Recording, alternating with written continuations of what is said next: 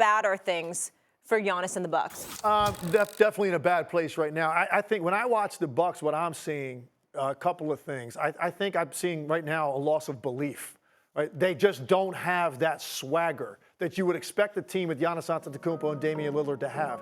There's too many breakdowns. And Doc alluded to some of the things that are based on maybe concentration or based on just competitive will.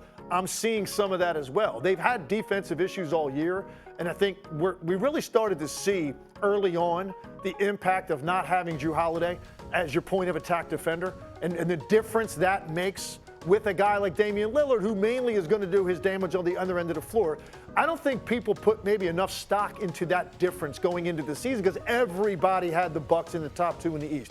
There's not a person out there that didn't have the Milwaukee Bucks in the top 2 with the same roster they have now. So it's not the talent. We look at the roster and we say that is good enough to contend in the Eastern Conference. Now, maybe Boston's the best team in the East and you come up short. But where they have fallen, to allow teams like Cleveland maybe to surpass them in people's minds, to allow the Knicks, when they're fully at full strength, to pass them now in terms of belief of who could make a run in the Eastern Conference, that speaks a lot more than to their roster. Defensively, the competitive will and the multiple effort plays are just not there right now. Look, Doc Rivers, I'm not laying this at his feet at all. He just got there. It's hard, Monica, for a player to come in mid-season to a new locker room and immediately have an impact. It's hard for a player. It's twice as hard for a head coach because everything's been laid out since September, how we're doing things. And now you come in, and he doesn't have great relationships with all these players. I'm sure he knows some of these guys. He doesn't have deep trust built up yet. He doesn't even have a chance to schematically change much because you don't practice a lot in the NBA. So this is sort of an on-the-fly thing. For Doc to have an impact, it's going to take a lot more time than this. And right now, he came into a situation that was a little bit demoralizing. It's gotten worse. And sometimes that's going to happen when you make a coaching change mid-season. It gets worse before it gets better. And let's see ultimately, Monica, what Doc can do to squeeze the rest of the juice out of this team. Because they've got to improve defensively, and they've got to improve their swagger and end-game execution. That, to me, is their biggest issues right now. I'm jumping the gun here a little bit, Molly and Legs, but I know one of our questions today is who needs to come out of the All-Star break and hit a stride? To me, it's the Milwaukee Bucks for all of the reasons that you just listed, Legs. When you think of the expectations of this organization, particularly the way that the postseason ended last year, they are playing so far beneath the expectation. It's kind of confusing in many ways. And I think leadership is hugely important. Giannis Antetokounmpo is someone that is respected in this league for his intensity, his work ethic. Dame Lillard, same concept. But I also, Legs, I can't help but to think the last time that it was successful at superstar player was when Kawhi Leonard was able to do it with the Toronto Raptors. And I think in the era of stars being able to move, and rightfully so, they have earned that, we dismiss the little things that are hugely important to winning. Now, your point of attack defense is not a little thing. That's a big thing, particularly for a team that has hung its hat on the defensive end. But I think this is taking longer than we anticipated for more than just the coaching reasons. We were all thrilled about the idea that the space and pace that Giannis and Dame could play within that pick and roll, whether you want Giannis in it or Lopez. Bobby Portis continues to be someone that is productive off the bench for this team. But the little things, like all of the little things have kind of culminated to a head-scratching start to the season, to the first half of the season from the Milwaukee Bucks. And so I really think that along the All-Star festivities, I hope that the coaching staff has an opportunity to sit and narrow down how they want to proceed and that this team comes out with some rejuvenated energy because I'm with you, Legs. It's just very, very confusing. Yeah, and Monica, on that note, I'm going to bring in Brian Windhorst. Wendy, before you jump in here, Monica, I just want to know, did you get your egg white omelet today with the veggies? Did that already happen, or should we be expecting a little ring? First of all, I got so many texts, Molly. Way to play that off on TV. Actually, it was huge, so there's half of it in my fridge still. I'll probably finish it today. Okay, that's good. I already had my omelet in case you're wondering, Wendy, but I asked for the potatoes, well done, crispy, and they're like boiled potatoes. No good. No. I don't. You gotta have your potatoes like borderline burnt. I'm with you. I'm like, I don't know how to communicate that better, but best in New York. We got to work on that. Wendy, how we feeling? How we doing? Tell me this. How bad are things right now for the Bucks? That's where we are. Guys, this was an absolutely wretched loss, okay? The Memphis Grizzlies started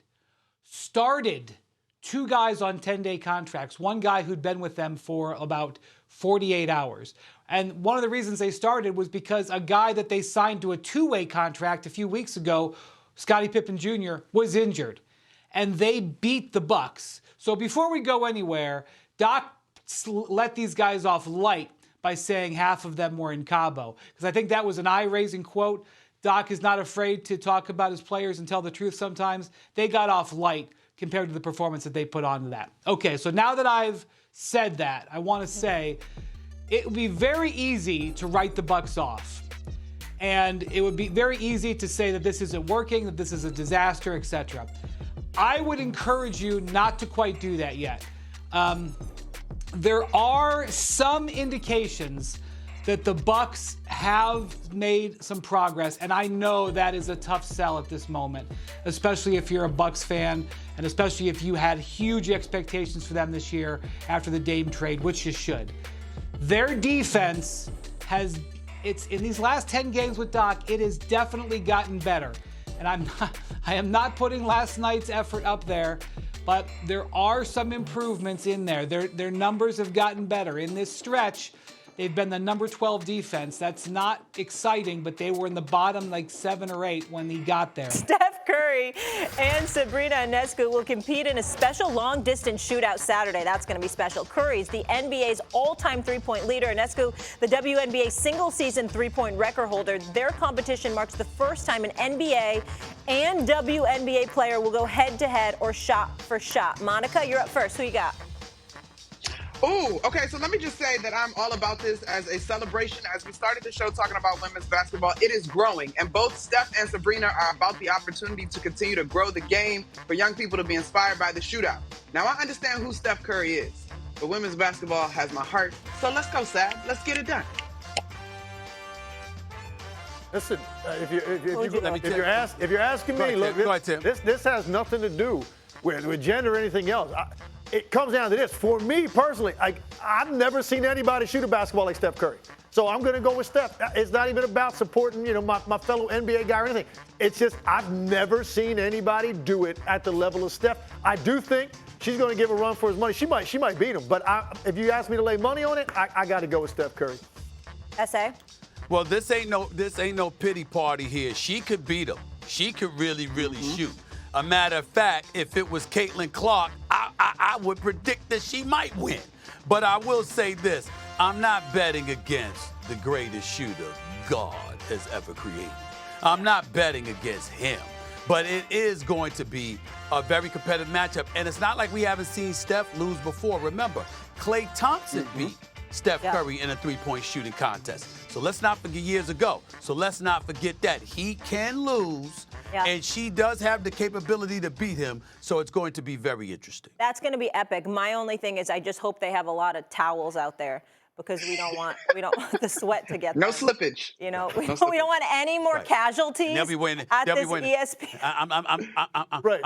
I'm going to the store straight from here to buy me some new sneakers. Appropriate footwear. Appropriate footwear. Get an ankle brace while you're at it. Get those ankle braces. Stephen A., what was the tracksuit you had on? Yes, what brand was that tracksuit?